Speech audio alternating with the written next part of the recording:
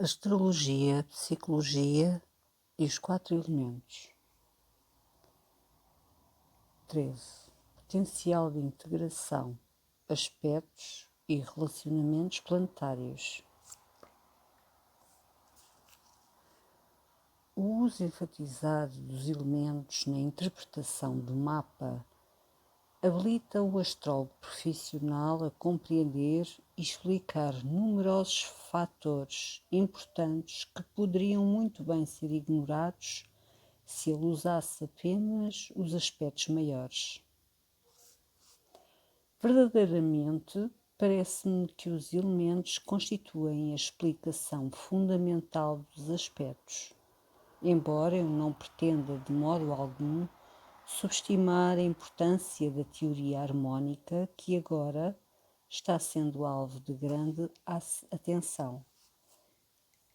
A título de exemplo, o quincúncio, o aspecto inconjunto de 150 graus, é considerado por muitos astrólogos um aspecto menor, que indica alguma tensão envolvida na expressão dos dois princípios planetários indicados. Esse aspecto também está relacionado com padrões de comportamento compulsivos e motivados por um sentimento de culpa.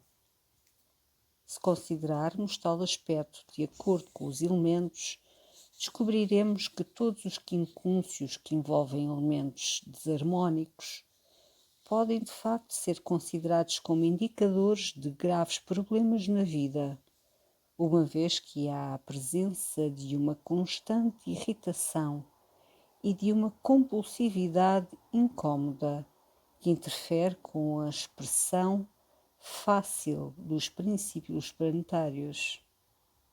Nota: os ângulos de 150 graus podem ser formados entre planetas que estão em elementos harmónicos, por exemplo, 1 grau de Áries, ou Carneiro, e 29 de Leão, mas assim mesmo a força do aspecto é diminuída.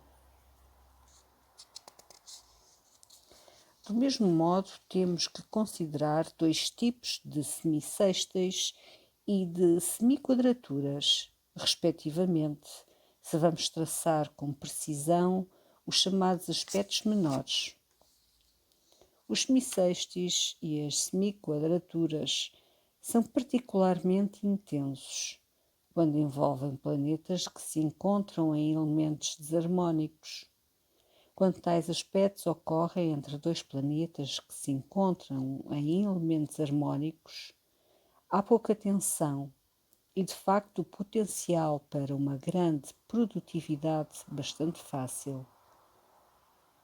Estes mesmos princípios de interpretação deverão ser aplicados à análise das quadraturas, dos trígonos e também de outros aspectos. Um trígono, por exemplo, entre dois planetas que estão em elementos desarmónicos, não indicará a mesma facilidade de expressão que é indicada pelos trígonos no mesmo elemento. Embora geralmente ainda possa haver talento definido, poderíamos dizer que as posições dos planetas segundo os elementos, sem considerar os aspectos, revelam a afinação geral e a qualidade tonal da liberação de energia no indivíduo, ao passo que cada aspecto próximo indica um intercâmbio dinâmico específico de energia na pessoa. Podemos ter muitas revelações importantes acerca de um mapa simplesmente contrastando as diferentes expressões das energias planetárias.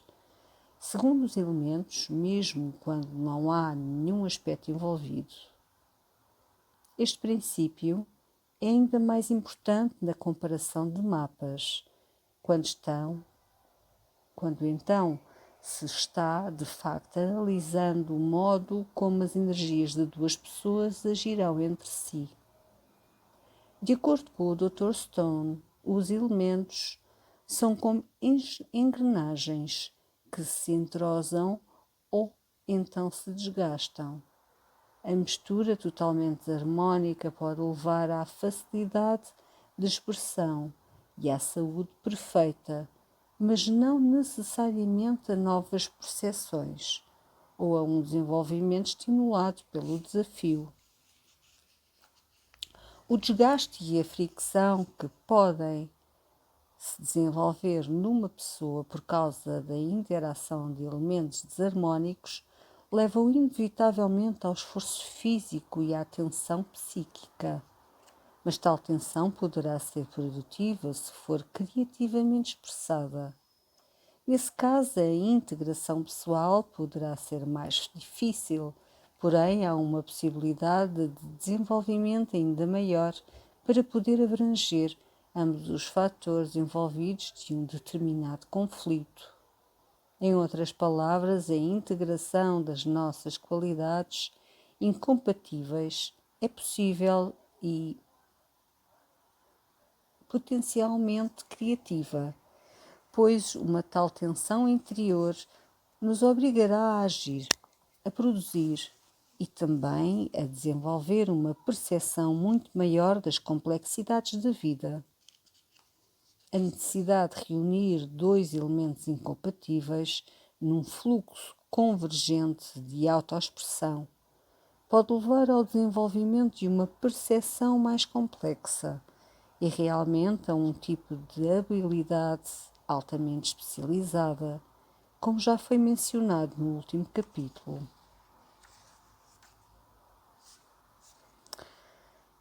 É certo que os aspectos intensos, especialmente a quadratura, os 90 graus, entre planetas, mostram inevitavelmente motivos ou anseios conflitantes ou contraditórios, ambos buscando expressões ou expressão ao mesmo tempo e interferindo entre si. Contudo, a ênfase na astrologia tradicional sobre as possibilidades destrutivas ou autodestrutivas desses aspectos fez com que muitos estudiosos do assunto ignorassem o propósito que há por trás de tais aspectos e os resultados extremamente positivos que eles podem trazer. Para uma apresentação ponderada e bem equilibrada dos vários aspectos, indico ao leitor o livro The Astrological Aspects, de C.O. Carter. Este livro mostra claramente que certos trígonos, em geral, indicam uma abordagem apática e presunçosa da vida, e que foi constatado que muitos dos aspectos intensos indicam um potencial de criatividade bem maior e uma percepção bem mais elevada do que se pode encontrar num trígono formado pelos mesmos planetas.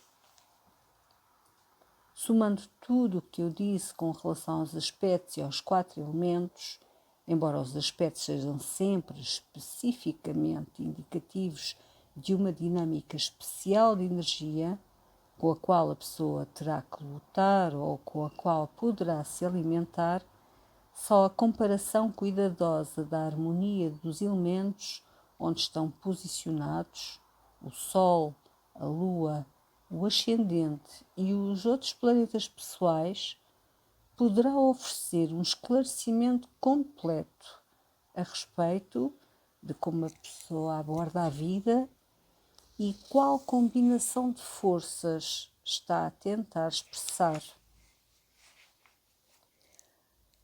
Como, por exemplo, um aspecto de quadratura entre Sol e Lua, em elementos desarmónicos, indica que a pessoa tende a mudar de marcha no meio de uma expressão sua, ou quando uma ou outra está se expressando para ela.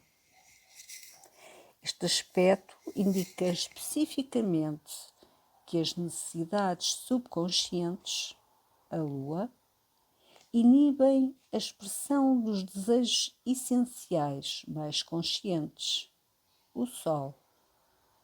Quando encontramos tal aspecto de quadratura em elementos desarmónicos, como geralmente é o caso, há uma luta interior óbvia manifestando-se na forma de dois padrões de personalidade dominantes competindo pelo poder.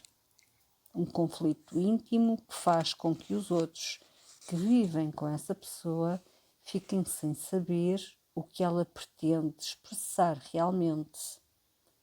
Quando essa quadratura ocorre entre os luminares e em elementos harmônicos, a luta não é tão intensa ou tão óbvia, muito embora a pessoa ainda experimente algumas das manifestações comuns a esse aspecto, tais como a dificuldade no trato com o sexo oposto, numa associação íntima, e a interferência no livre fluxo de autoexpressão de padrões de hábito inconscientes.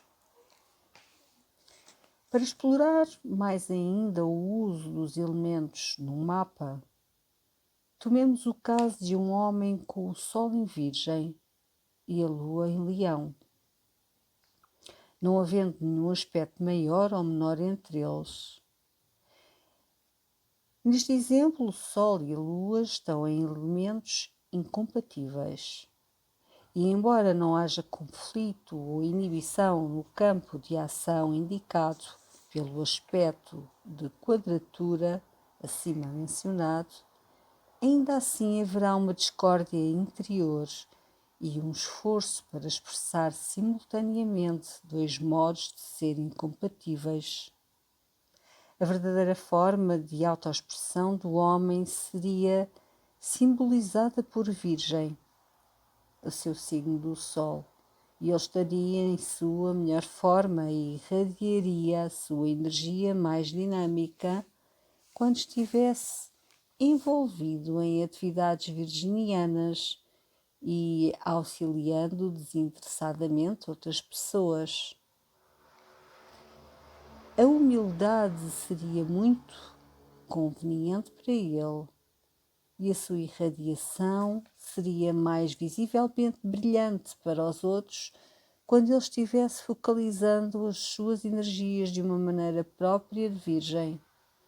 Todavia, a sua lua em Leão mostra que ele tem uma necessidade subconsciente de causar forte impressão nos outros, de mandar e de se colocar na primeira fila em qualquer atividade. Poderíamos dizer que a personalidade essencial da sua alma é mostrada por Virgem, ao passo que o seu condicionamento passado o obriga a se exagerar de uma forma leonina, mesmo que isso venha inibir o fluxo de energia solar. As qualidades virginianas de humildade e modéstia não se harmonizam de maneira alguma com os hábitos de orgulho e de autoengrandecimento de Leão. Portanto, tal combinação indica um grave impasse no caminho da integração pessoal, mesmo que não haja a presença de qualquer aspecto. A minha própria experiência me leva a acreditar que um dos primeiros passos na interpretação de qualquer mapa deveria ser a avaliação da compatibilidade relativa ao Sol e da Lua, as suas polaridades fundamentais da personalidade, assim como os principais indicadores de quais elementos estão mais fortemente energizados no indivíduo.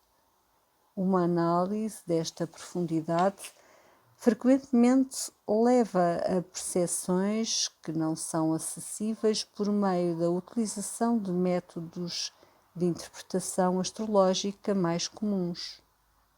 Então, a seguir como mais um passo à frente, podemos examinar a compatibilidade relativa de outros pares de planetas, Sol e Mercúrio, Vênus e Marte, Mercúrio e Júpiter, Júpiter e Saturno, Sol e Vênus, Lua e Vênus, e assim por diante, para definir mais especificamente os vários modos de autoexpressão e as maneiras possíveis de resolver os conflitos interiores. Alguns exemplos de uma tal comparação de pares planetários poderão esclarecer o que eu quero dizer. Tomemos, por exemplo, um homem cujo Sol está em Sagitário e cujo Mercúrio está em Capricórnio. A sua natureza essencial poderá ser descrita como sagitariana, uma pessoa que procura a verdade, receptiva, idealista, etc. Mercúrio representa a maneira como ele aborda ideias novas, lógica e ponderadamente, desde que Mercúrio,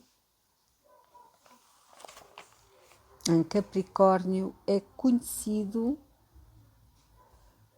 por uma maneira de pensar particularmente cética, cautelosa e tradicionalista. Essa posição revelaria que a maneira de pensar desse homem poderá inibir a sua aceitação intelectual dos mesmos ideais e verdades que ele estava procurando tão desesperadamente.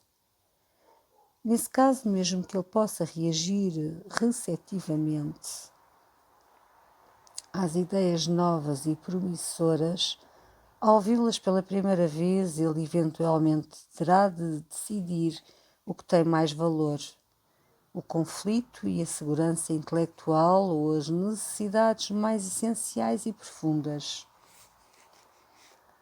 Do mesmo modo, uma pessoa que tem Vênus num elemento que é incompatível com o elemento onde está o Sol pode experimentar uma discórdia interior semelhante.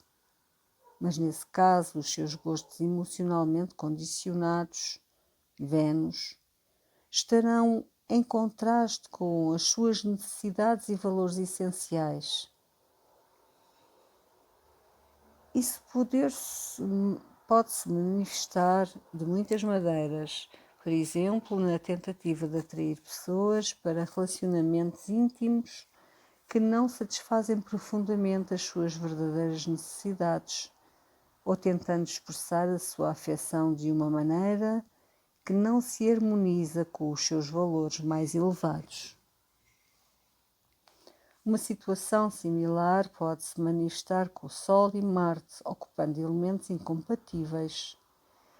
Por exemplo, vejamos o caso de uma mulher cujo Sol está em Aquário e cujo Marte está em Touro.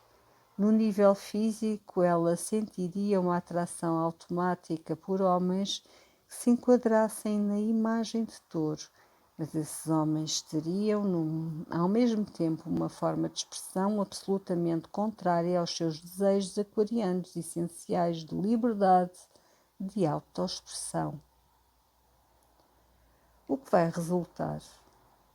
Ela dará à atração física um valor acima do nível essencial de compatibilidade, ou acabará percebendo que não pode ter tudo num único relacionamento.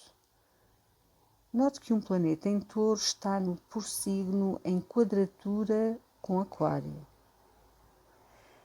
Mais um exemplo bastará para explicar os processos que estou a querer demonstrar.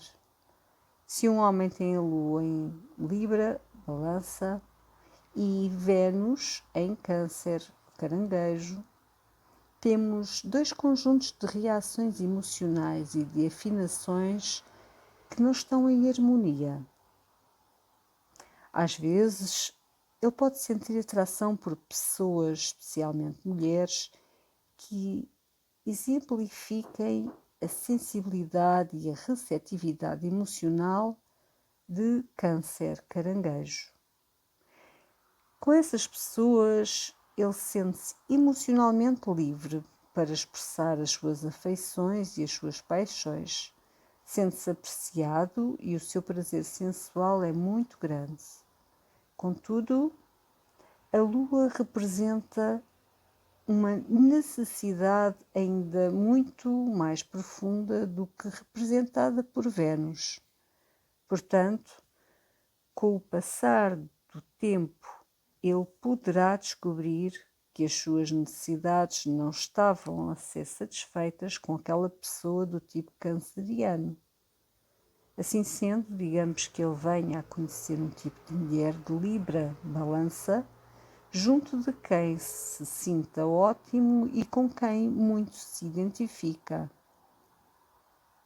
Ele sente que finalmente encontrou sua companheira, a sua outra metade, e os dois se casam, contudo, presumindo-se que ela não tenha uma ênfase muito acentuada por signos de água, que possa capacitá-la a se afinar com as necessidades venusianas dele. Pouco a pouco, ele descobre que uma grande parte da sua vida emocional permanece insatisfeita.